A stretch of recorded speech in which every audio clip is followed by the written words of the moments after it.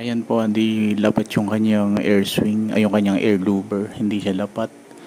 Yan, medyo nakaangat siya. Bago ko buksan, nakaangat siya. Pinakita ko lang po para alam niyo po kung ano po yung status. So ito mga kaibigan ay yung carrier na inverter at makikita natin kung ano yung kanyang kalagayan. Yan, makikita natin dyan, tumatakbo yung kanyang blower kahit na naka-off na siya. So yung model na yan, talagang ganyan yan mga kaibigan, talagang tumatakbo yan. So hintayin lang natin mag-off bago natin linisan, At pakita ko sa inyo kung ano yung status ko ngayon at bakit ko binibideo ito mga kaibigan, So yun yung blower na yan ay magtutuloy-tuloy hanggang sa mag-stop na siya. Naka-off na yan mga kaibigan,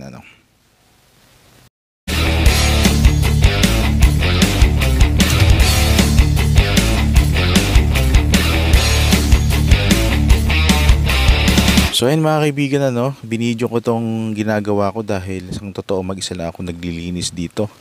Very challenging sa akin kasi yung technician ko nagbakasyon pareho. At pagkatapos nag-text yung helper ko naman alasin ko may lagnat daw siya kaya hindi siya pumasok. Kaya eto na, mag-isa lang ako naglilinis ng split type.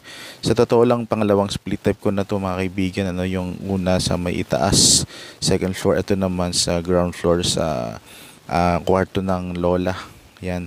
So ayan yung aking high pressure na katulong, Napakalaking tulong yun sa akin kasi madali lang ako makapaglinis dahil malakas yung pressure niyan. Yan, kasa ng hagdan, digpit ng hagdan, tapos ng plastic, kasa ng plastic.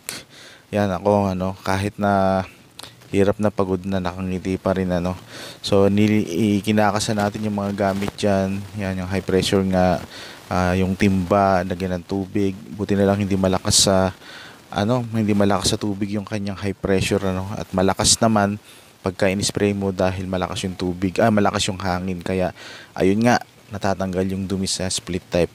At dito naman tayo sa outdoor mga kaibigan, sasabunin natin iyan at saka i-spray naman natin ng high pressure ulit, So napakarami ng outdoor unit niyan kasi matagal lang hindi nalinis. Kaya i-sprayan natin, Medyo kailangan bilisan natin dahil marami pa to. Ilan ba yung high pressure, ilan ba yung aircon na nililinisan ko mga kaibigan? Marami. Yan, ayun yung mga accessories ng splitter diyan ko na sa labas nilinisan kasi ang problema pag high pressure pa ilalagay ko na naman high pressure diyan galing sa outdoor. So spray ko na lang ng hose. Malakas naman ang konti yung pressure tapos sasabunin ko. Then spray ulit, then punas, then kabit. So ako lang gumagawa niyan mga kaibigan, So itong challenge na ginawa ko sa sarili ko ay kailangan gawin ko buong maghapon kasi pag hindi magagalit yung customer. Nangako ko ako pero hindi naman ako makakarating. So yung mga kaibigan, nalinis ko na yung kanyang accessories, then kinabit ko na yung kanyang louver, Ayan.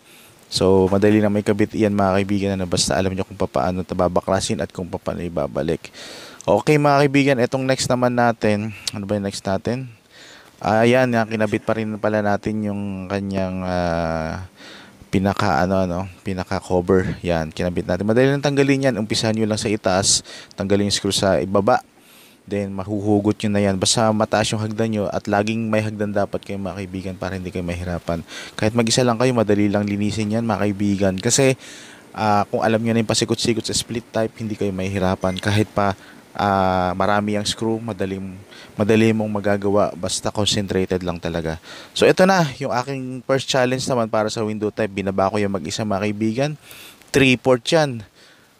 Hindi, 0.65 horsepower na Panasonic na non-inverter, Binaba ko yan mag-isa gamit ang upuan.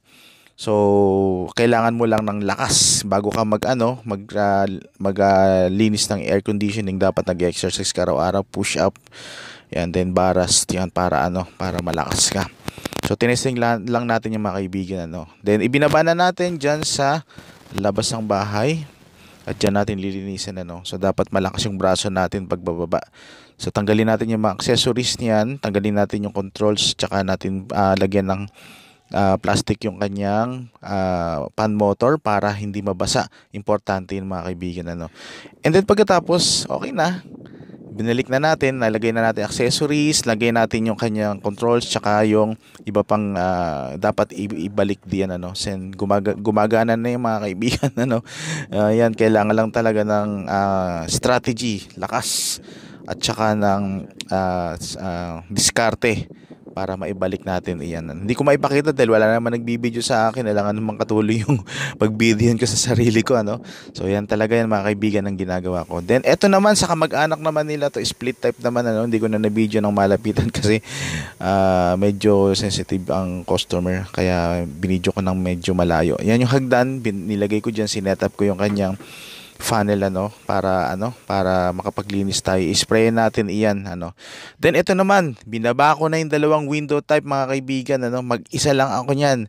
Yang isa ay Colin na maraming wire, at yung isa naman ay katulad din ng isa na nilinisan ko na una, 0.65 horsepower na Panasonic.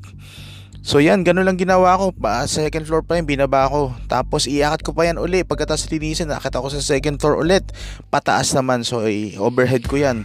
Para na akong wrestler niyan o kaya bodybuilder pagka ginawa ko yan.